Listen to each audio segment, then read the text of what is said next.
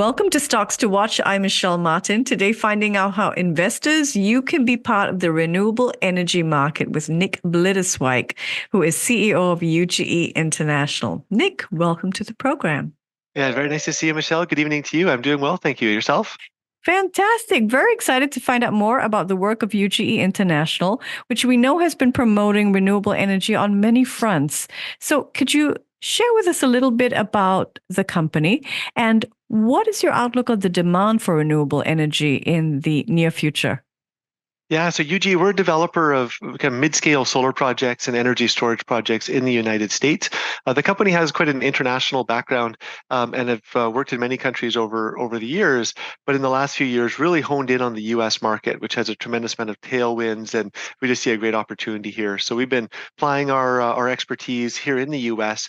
And developing these mid-scale projects, most of which are called community solar projects. And so that's what we focus on, and really see a tremendous amount of growth ahead for what we do and for that industry.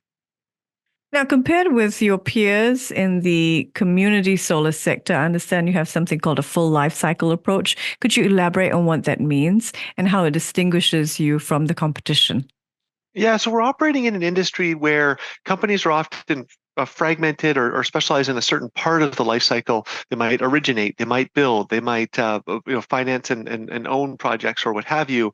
Over our 14 plus years of history now, we've built out this full life cycle approach. So where we start right at the beginning of this is where we want to develop a project, bring those all the way through the life cycle to a point where we're financing, owning, and operating those projects for the long haul. For these mid-scale projects that we focus on, we really feel that's an important differentiator that allows us to be more efficient and capture more value, higher return on the projects that we develop. So that's really come to fruition here just in the last couple of years, and that's been coupled with real increasing gross margins, increasing recurring revenue, and a growing portfolio overall as well. I'm glad you talk about revenue. Can we speak to the company's financials? I understand you've been able to frequently achieve portfolio growth, even though your revenues have declined slightly recently. Talk to us about revenues, margins, and projections in terms of the company's profitability. Yeah, so on the recurring revenue side, as we finance and own these projects long term, the recurring revenue piece has been growing quite significantly year over year of late, 2x or greater. And so the decline in overall revenue has been a result of us turning off the one-time revenue that we used to get by developing and selling these projects or by building projects for other developers. So from that perspective, the revenue that we want to be growing has been growing really quite significantly. Our portfolio is growing really significantly, and so we're going to see that recurring revenue continue to grow over time here. So as the portfolio grows, so will the recurring revenue. There is one other small piece to it, and that is like as our portfolio has been ramping up, we've really been getting our asset management and O&M capabilities up to speed to match the growing size of the portfolio as well. And so as we've done that, we'll see more consistency and probably better overall performance from projects as well. What are your goals for 2024 that you want investors to be aware of, and how do you plan to achieve these? So in 2023, our operating portfolio grew almost 3x, but we ended the year also with about 3 times more projects that were in essence in construction or phases around there. So you really feel like 2024, we have 3x portfolio growth kind of already baked in, and investors can continue to watch for additional projects hitting that, we call it NTP milestone, but the beginning of construction for us to continue to expand that portfolio even more so.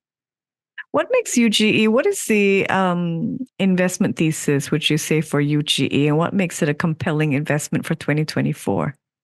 Well, so number one is there's tremendous tailwinds in the industry. The Inflation Reduction Act of August 2022 just put fuel on the fire in terms of an industry that's already growing really quickly. So there's that. Number two is, the company's been around 14 plus years. We have a tremendous amount of experience. We've built, getting kind of close to 1,000, like over 750 projects that we've built to date. So we really know this space, really know what we're doing, and feel like we're in the right place, right time to take advantage of the tailwinds that we're experiencing here. And then number three is someone only needs to look at our reports in terms of a number of projects we have in our pipeline, in our backlog, to see that as we execute on those, our portfolio is going to continue to grow at a really rapid pace. It'll be feel like there's a lot of value already baked in. That's just a matter of time. How can someone interested in investing in renewable energy as a core part of their portfolio, how can they approach UGE International? Is it only by investing in the company? Are there different ways of investing in your projects, for example? Yeah, I'm really glad you asked that. So, yes, we're a public company, and so investing in our equity is certainly one possibility. We also issue something called a green bond. So, with our green bond, we've actually been doing this for about 5.25 years. We're a pioneer, really, for our type of development platform to have a green bond that we issue. That's also something that provides a nice return, is open to both domestic and international subscribers, and there's some more information on our website about that as well. Fantastic. How did the company get started? So I started the company 14, 15 years ago at this point in time. It was coming from a place where like renewable energy and the environment was really important to me, and I wanted to be part of the solution there. And number two is, at that point in time, the industry was really in its infancy, but there was a lot of commitments coming from governments and also studies showing like how much renewable energy would be needed to offset climate change. And it just was clear there was a big a big disconnect between the need and the availability of solutions. And so that was the original thesis, is creating what we called a solutions-based approach to renewable energy for the mid-scale market. And here we are a decade and a half later.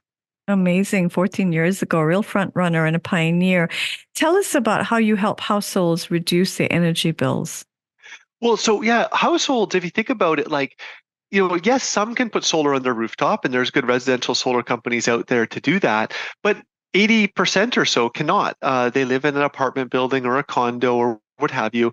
And this is even more true for businesses as well, being in office towers or what have you. And so what we do is we provide a platform that allows anybody to access renewable energy. So like a very common construct under community solar is someone buys energy credits from ourselves. Those are automatically offset versus their typical energy bill. And typically they get about a 10% or greater discount. So they get clean energy, they get a discount, they use energy like they always have, no money up front. So it's really like a win-win-win proposition. In some parts of the world, we're interested in trading energy credits. Is this something that UGE International is looking to? Yeah, there is a renewable energy credits aspect to it as well, and it kind of varies by state within the U.S. But that can provide part of the economics and part of the economics for our off takers of the energy as well. Fantastic. And in terms of geography or different parts of the world, where is UGE International looking to expand to? Well, so right now we just see so much opportunity in the U.S. that we've really retrenched here, and in the U.S. more or less becoming a national developer as we continue to enter new states across the country. So right now it's really a U.S. focus. Over the company's history, we had quite an active development business in the Philippines, for example. We've mostly sold off those projects at this point in time. We also were active in Panama, for example, and going way back. Our first power purchase agreement ever that we developed was in China. So we've been international, but right now we just see like really strong returns and a really big market opportunity within the United States. And so that's really where the focus is right now. Incredible. What do you think of the market? Can you give our listeners and our viewers a sense of the scale of the renewable energy market that you're a part of? So community solar being about 3/4 of what we do, that in itself right now is a little bit less than a 2 gigawatt per year market. To put like an estimated project value, that's probably in the range of about $6 billion per year in terms of total value. And we've been a pioneer in community solar, so hence the size of the opportunity that we see there. There's also a lot of reason to expect that's going to grow significantly. The Inflation Reduction Act provides a lot of direct incentives towards the types of projects that fit within community solar very well. So that's hence why we're so focused here right now. Fantastic. Well, thank you so much for the insights and your time. It's my pleasure, Michelle. Thank you so much. We've been finding out more about the renewable energy market and some reasons why you might be interested in looking at UGE International with the CEO, Nick Blitterswyk. This is Global One Media Stocks to Watch. I'm Michelle Martin.